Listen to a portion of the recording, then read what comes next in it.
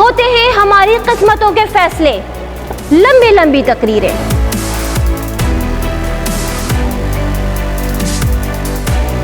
लोग यहाँ आते हैं हुसूल इंसाफ के लिए, किसी को मिला किसी को ना मिला। जब परिंदे आज़ाद हैं तो हम समाज के कैदी क्यों? यहाँ लोग उम्मीदें लेकर आते हैं और नारे मारकर चले जाते हैं। आवाज़ बुलंद होती है मसाइल के हल के लिए। महक कुमारी को आज़ाद करो, महक कुमारी को आज़ाद करो।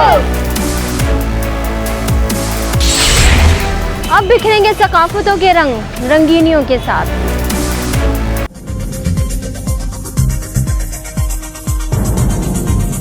न्यूज़ से अपडेट रहने के लिए हमारे चैनल को सब्सक्राइब करें और बेल आइकन पर क्लिक करें।